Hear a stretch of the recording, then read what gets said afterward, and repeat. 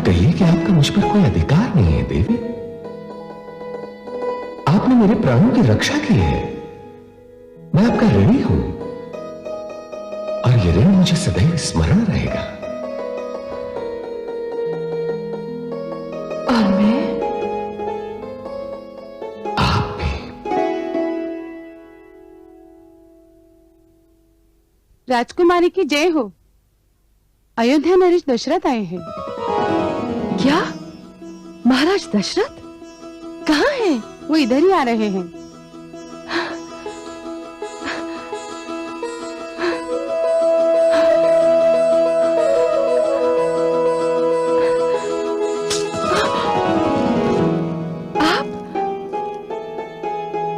मुझे देखकर आश्चर्य हो रहा है देवी। आश्चर्य?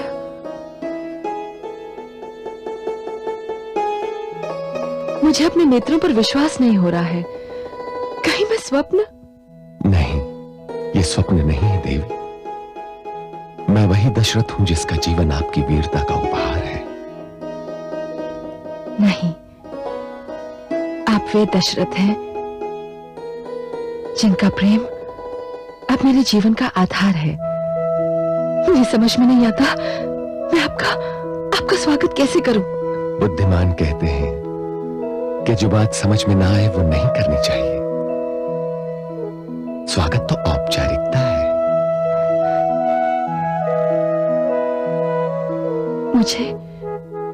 मुझे विश्वास नहीं था कि आप इतनी शीघ्र लौट आएंगे। और मुझे हर पल स्मरण था कि यहां मेरी प्रतीक्षा की जा रही है, और यह भी स्मरण था कि यहां कौन मेरी प्रतीक्षा कर रहा है। मेरे नेत्रों पर आपके चित्र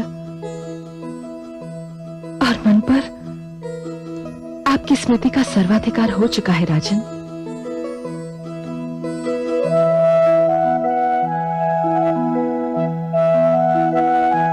आपने ये नहीं पूछा कि मैं यहां क्यों आया। क्यों पूछूं? आपके आने का कारण पूछने का अर्थ यह होगा कि मुझे अपने प्रेम पर विश्वास नहीं। आपका विश्वास जीत गया देवी। राजन। हाँ देवी, मैं वो कहने आया हूं जो पहले न कह सका। आपने मुझे युद्ध में विजय की बधाई देते हुए कहा था कि जीत केवल मेरी हुई थी, आप हार गई थी। ये सत्य नहीं था राजकुमारी कैकेयी।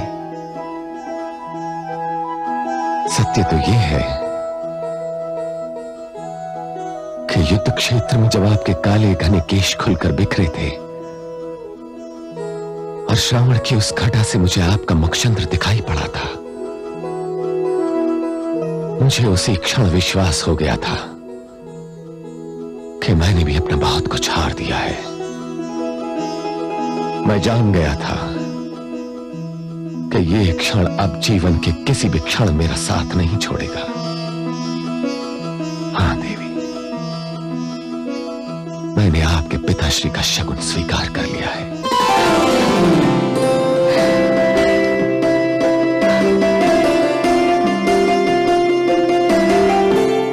राजन, मुझे ईश्वर ने हृदय इसीलिए दिया था ताकि मैं उसे आपके चरणों में रख दूं।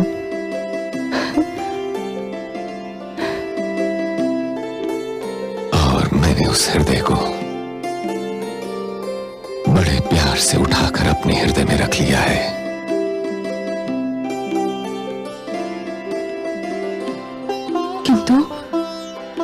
किंतु राजन, मैं समझ गया कि आप क्या जानना चाहती हैं। सुमित्रा और कौशल्या ने क्या कहा ये मैं आपको नहीं बताऊंगा। बस इतना ही कह रहा हूं कि वे दोनों व्याकुलता से आपकी प्रतीक्षा कर रही हैं।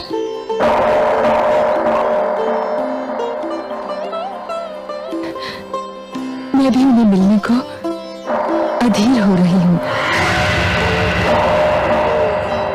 आप मुझे जाने की अनुमति दीजिए देवी। अयोध्या में लोग मुझे खोज रहे होंगे, सोचते होंगे कि मैं न जाने कहां जाकर छुप गया।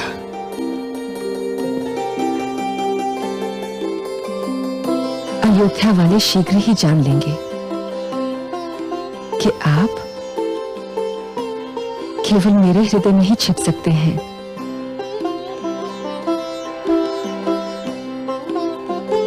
अच्छा देवी,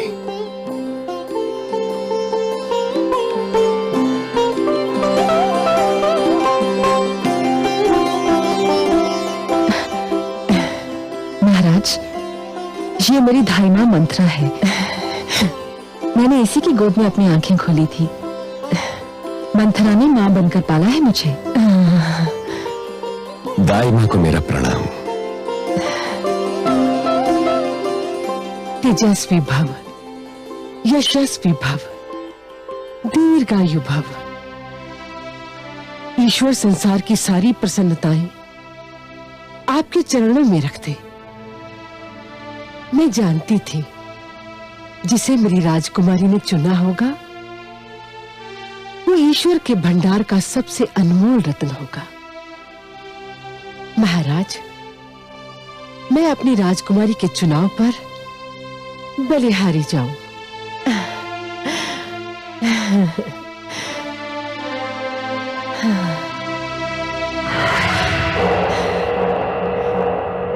वाह पुत्री, चुना भी तो 2 पत्नियों वाला पति।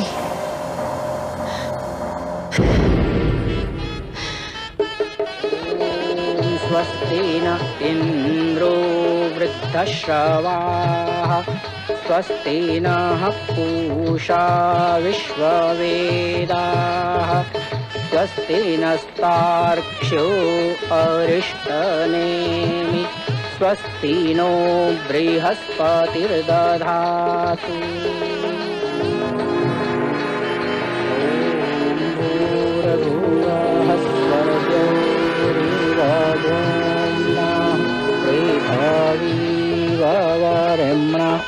तस्यास्ते पृथ्वी।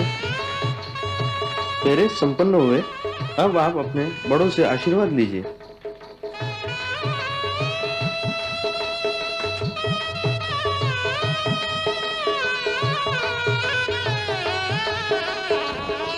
आयुष्मान भव, आयुष्यमती भव। हे महाराज, मैंने अपनी पुत्री को बड़े लाड़ प्यार से पाला है। कभी कोई ऐसा अवसर नहीं आने दिया कि इसकी आंखों में अश्रु छलक पड़े।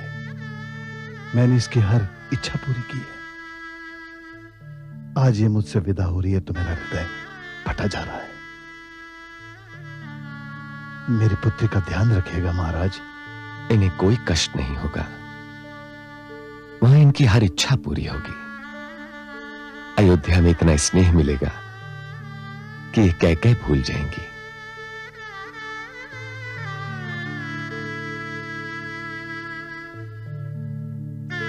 एक और विनती है महाराज। आदेश करें। मैंने आपको बताया था कि मंथरा ने मां बनकर मेरी पुत्री को पाला है। मुझे भली भांति याद है।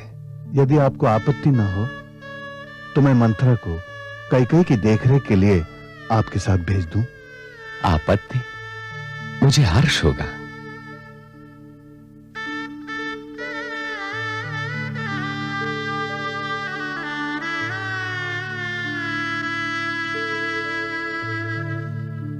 आइए देवी।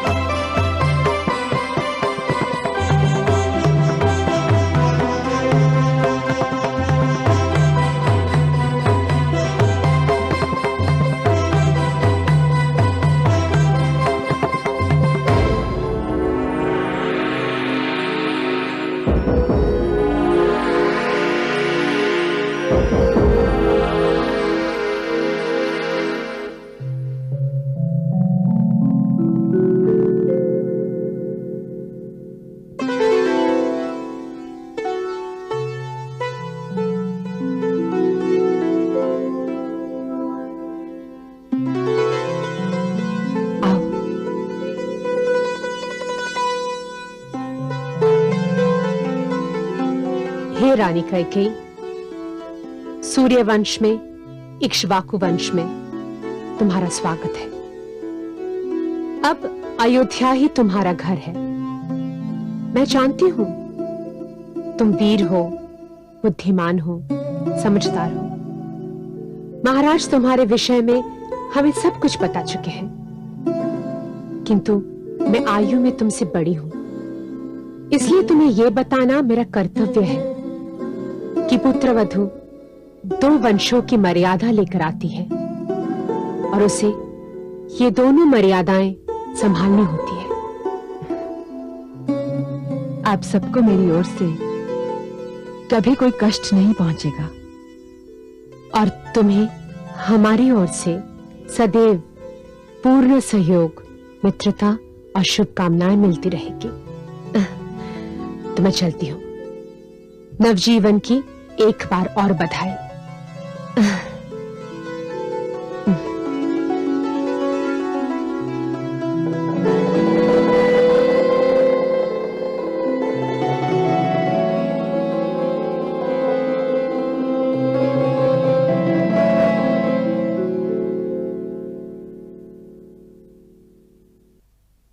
स्वामी, मुझे आपसे ये कहने की आवश्यकता तो नहीं,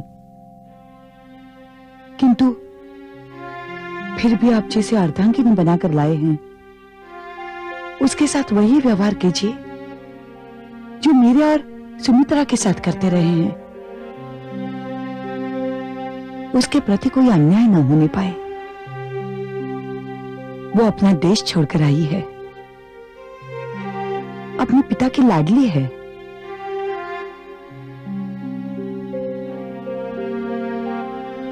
आप महान हैं, पटरानी होते हुए भी कैकेयी के प्रति जो प्रेम और स्नेह का प्रदर्शन आप कर रही हैं, ये गुण हर स्त्री में नहीं होता। साधारणतया एक स्त्री दूसरी स्त्री को अपने अधिकारों का एक अंश भी नहीं देती, और आप। मुझे सूर्यवंश और इक्ष्वाकु वंश का हित अपने हित से अधिक प्रिय है महाराज। यह आग्रह मैं और मेरे साथ बहन सुमित्रा केवल इसलिए कर रही है कि रघुकुल को उत्तराधिकारी मिल जाए।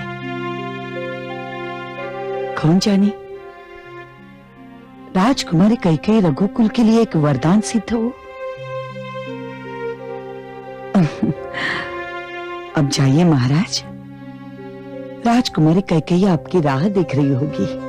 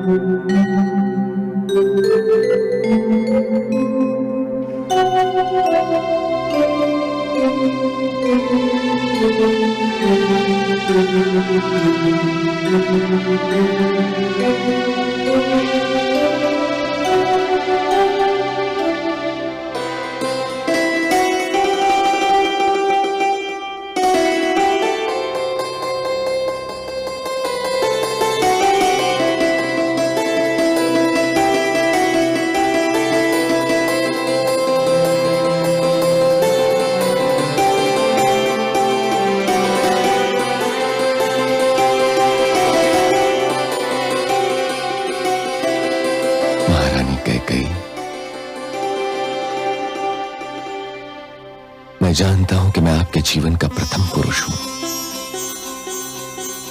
और मैं ये भी जानता हूं कि आप मेरे जीवन की प्रथम नारी नहीं हैं। किंतु इसका यह अर्थ नहीं कि आपकी महत्ता किसी से कम है।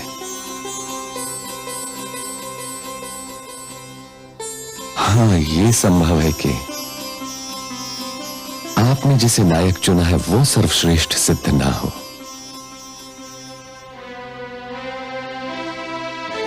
मैंने आपको अपने जीवन का महानायक चुना है महाराज। सर्वश्रेष्ठ कौन होता है, क्या होता है, इसकी व्याख्या केवल मैं कर सकती हूं। यह अधिकार मेरा है।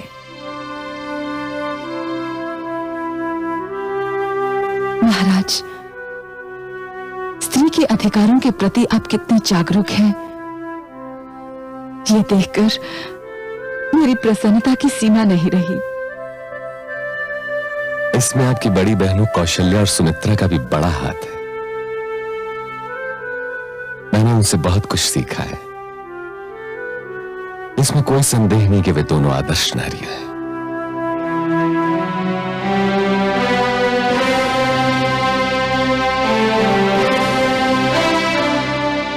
महाराज, इस कुल में आने से मैं धन्य हो गई। आपके संग नवजीवन आरंभ करने से पहले मुझे अपनी बड़ी बहनों से आशीष ले आने दीजिए। चलिए, मैं भी आपके साथ चलता हूं। नहीं महाराज, मैं अकेली जाना चाहती हूं। जैसी आपकी इच्छा।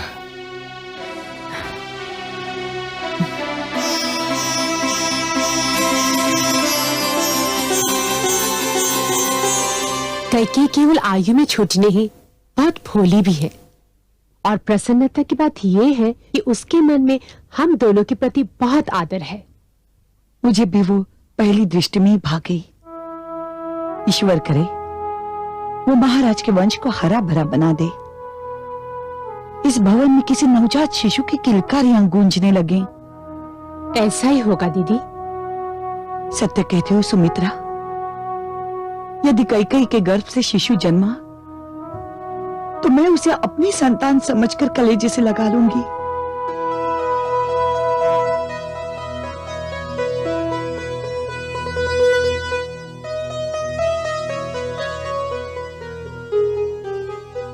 प्रणाम महारानी।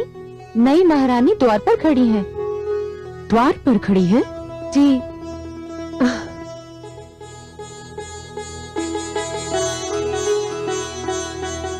तुम यहाँ क्यों खड़ी हो? अंदर आओ। आओ।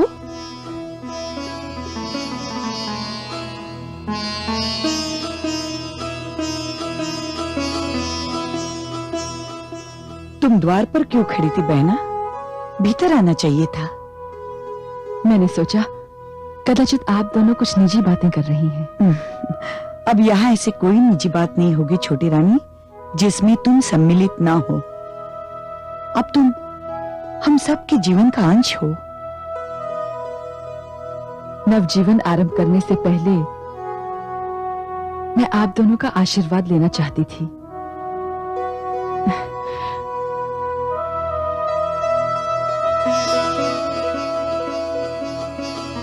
संतानवती भव।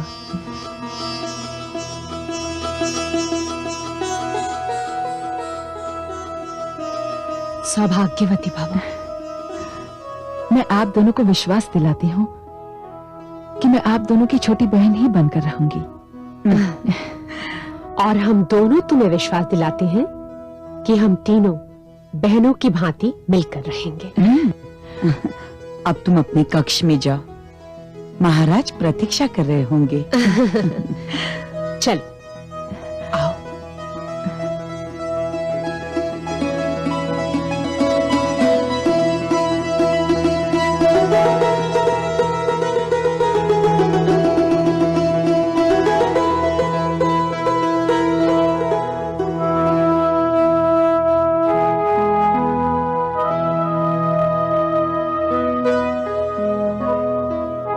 वास्तव में बहुत प्यारी और बहुत भोली है।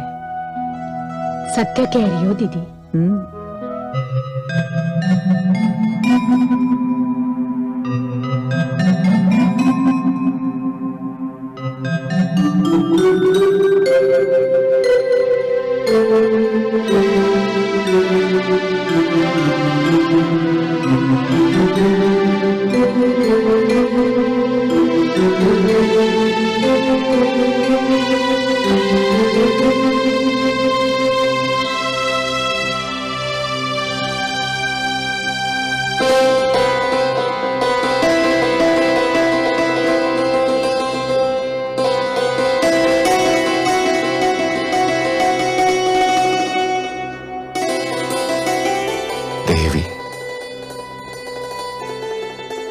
आपको वचन दिया था कि जीवन में किसी भी समय आप 2 वर मुझसे मांग सकती हैं। आप चाहें तो आज इसी क्षण जो चाहे मांग लें। मुझे आप मिल गए, आपका प्रेम मिल गया, 2 प्यार करने वाली बड़ी बहनें मिल गई, एक बड़ा कुल मिल गया, मुझे एक महान वंश मिल गया है। अब तो ईश्वर से भी कुछ मांगने की इच्छा नहीं रही। आपसे क्या मांगूं? यदि कोई आवश्यकता हुई तो आपसे नहीं तो और किससे मांगूंगी? अभी मुझे कुछ नहीं चाहिए।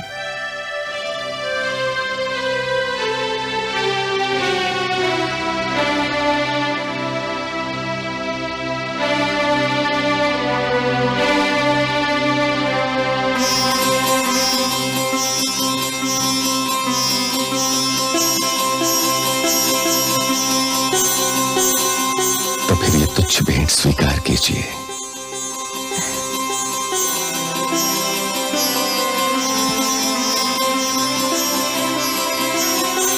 जो आपसे मिले वो तुच्छ हो ही नहीं सकता, क्योंकि उसमें आपके हाथों की सुगंध खुली होती है। महारानी कैकेयी,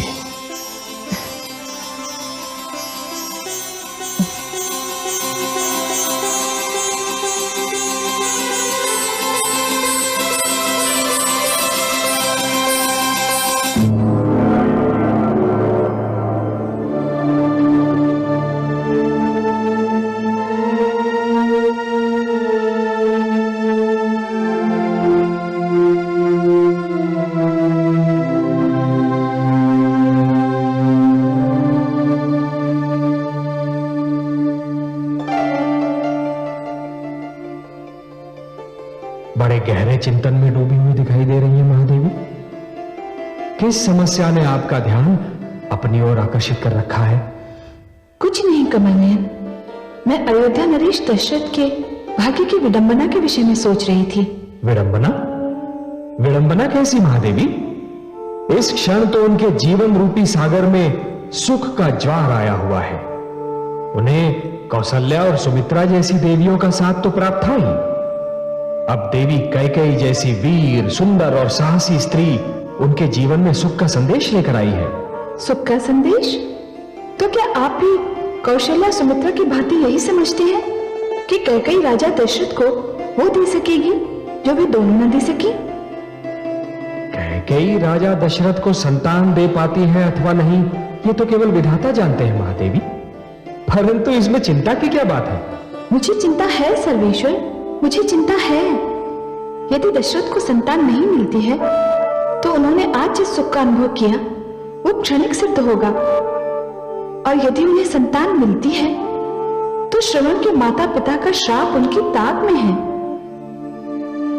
आपकी चिंता सर्वथा उचित है महादेवी। श्रवण के माता पिता का श्राप उनके दुखी हृदय की पुकार था, और आप तो जानती हैं महादेवी कि दुखी हृदय की पुकार अपना रंग दिखाए बिना नहीं रहती। तो क्या श्रवण के माता पिता का श्राप ही किसी नई कहानी का कारण बन जाएगा? महादेवी, जिस शंका ने आपके मस्तिष्क में सिर उठाया है वो सर्वथा निराधार नहीं है। प्रकृति की लीला बड़ी विचित्र होती है महादेवी। देखिए ना, यदि प्रकृति को बंजर धरती पर भी पौधा उगाना होता है तो वो वायु की हथेली में छुपाकर एक बीज भेज देती है, और देखने वाले आश्चर्यचकित रह जाते हैं कि इस बंजर धरती पर एक हरा भरा वृक्ष कहां से आ गया। हे कमल नयन, तो क्या वास्तव में वही श्राप राजा दशरथ के जीवन में संतान सुख का कारण बन जाएगा? इसका ज्ञान भी विधाता को ही है महादेवी। परंतु हां, मैं आपको एक बात अवश्य बता दूं। बताइए। महादेवी, हर कथा का कोई ना कोई कारण अवश्य होता है, हर घटना का कोई ना कोई आधार अवश्य होता है, और हर अनहोनी किसी न किसी विशेष परिस्थिति में ही जन्म ले सकती है। महादेवी, वो कारण कभी कभी अपने ही पास होता है तो दिखाई देता है, तो कभी इतना दूर होता है कि उसे देखना संभव ही नहीं होता। हे सर्वेश्वर, आपकी बात पूर्ण रूप से मेरी समझ में नहीं आई। महादेवी, कभी कभी होने वाली घटनाओं का कारण घटनास्थल से दूर होना भी तो संभव होता है। यूं समझिए कि कभी कभी धरती पर जो घटनाएं घटती हैं, उनका कारण दूर नभमंडल और अंतरिक्ष में होने वाली हलचल होती है। आज वही हो रहा है। क्या हो रहा है कमल नयन, और कहां हो रहा है? महादेवी, अयोध्या में जो कथा जन्म लेने वाली है, उसका कारण अयोध्या से बहुत दूर लंका में बन रहा है। लंका में? हाँ महादेवी, लंका में। लंका नरेश रावण के घर में।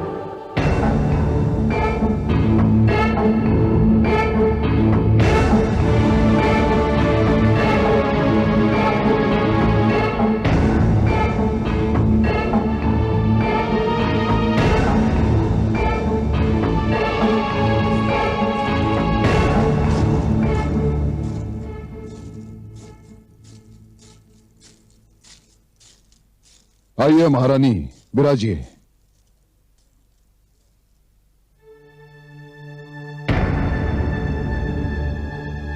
क्या बात है महारानी, आज आप खिन्न और दुखी दिखाई दे रही हैं। हाँ स्वामी, मैं दुखी अवश्य हूं। मैं आपके दुख का कारण जानता हूं। क्या जानते हैं आप? आप मेरे उस दिन के व्यवहार से दुखी हैं जब मैंने युद्ध भूमि से लौटकर आरती का थाल फेंक दिया था, दीप बुझा दिए थे। महारानी, मैं उस दिन के व्यवहार की क्षमा मांगता हूं। मुझे विश्वास है कि आप समझ गई होंगी कि उस समय मेरी मनस्थिति क्या रही होगी। दशरथ के हाथों पराजय ने मुझे अत्यंत हताश कर दिया था, और उसी आवेश में आकर मैं आपका तिरस्कार कर बैठा। स्वामी, वो हमारे घर की बात थी। मैंने आपके क्रोध का कारण जानकर उस बात को भुला भी दिया। तो फिर अब क्यों दुखी दिखाई दे रही हैं? इसका कारण बाहर की बात है स्वामी। घर के भीतर की बात दब सकती है, दबाई जा सकती है, किंतु बाहर की बात न दब सकती है न दबाई जा सकती है। वो वायु के कंधों पर सवार होकर सारे संसार में फैल जाती है। महारानी मंदोदरी, मैं जानता हूं कि आप महान बुद्धिमान हैं। मुझे आपकी बुद्धिमता में कोई संदेह नहीं है, परंतु आप जो कह रही हैं वो मेरी बुद्धि में नहीं समा सका। क्या आप अपनी बात के लिए स्पष्ट और सरल शब्दों का चयन नहीं कर सकती? मैं जानना चाहता हूं कि आपके दुख का कारण क्या है। स्वामी, कुछ ऋषि पत्नियां मेरे पास आई हैं। ऋषि पत्नियां आपके पास क्यों आई हैं? संभवतः इसलिए कि वो समझती हैं कि मैं नारी हूं, और नारी होने के नाते मैं उनकी सहायता कर सकती हूं। क्या सहायता चाहती है वे आपसे? हे लंकेश, सुना है आपने ये आदेश दिया है कि हमारे राज्य की सीमा में जो भी ऋषि यज्ञ करेगा उसे कर भरना होगा। तो क्या राजा होने के नाते मुझे कर लगाने का कोई अधिकार नहीं है महारानी? अधिकार है स्वामी, पर कर उन पर लगाया जाता है जो कर भरने की क्षमता रखते हों, जो इस योग्य हों। ये दुखियारे तो दान दक्षिणा पर अपना जीवन व्यतीत करते हैं। ये कर भरने के लिए धनराशि कहां से लाएंगे? मुझे तो आपकी चिंता निराधार दिखाई पड़ रही है महारानी, क्योंकि इस समस्या का समाधान तो बहुत सीधा साधा है। वो क्या? ऋषिगण यज्ञ करना छोड़ दें, वे हमारे कर से मुक्त हो जाएंगे।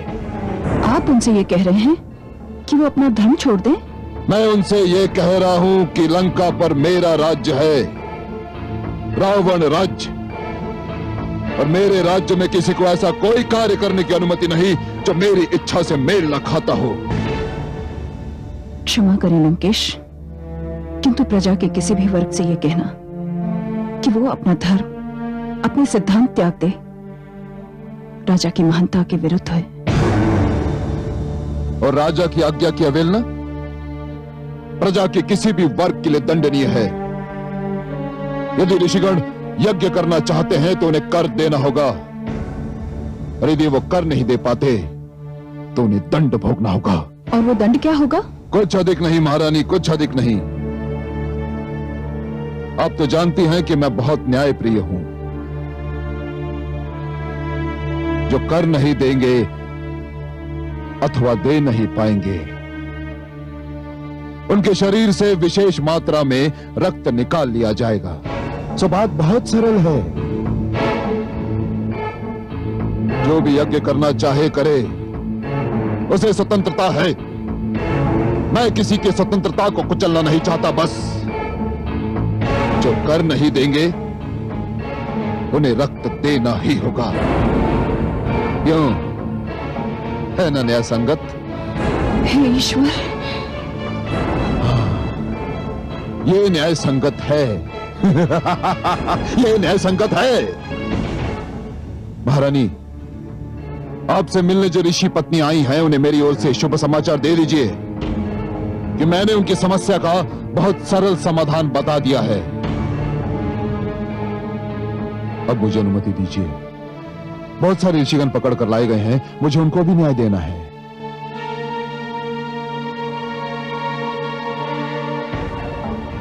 महारानी, स्मरण रहे कि आपका क्षेत्र रनिवास है, मेरा सभागार नहीं।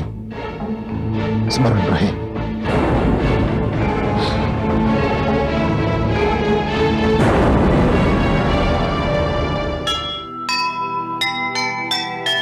कर लेने के नाम पर बहे रक्त की धार, यह कैसा अन्याय है, कैसा अत्याचार। त्राही त्राही सब कर उठे, कांपे तीनों लोक, सबके सब पीड़ित जहां, कौन हरेगा शोक, कौन हरेगा शोक।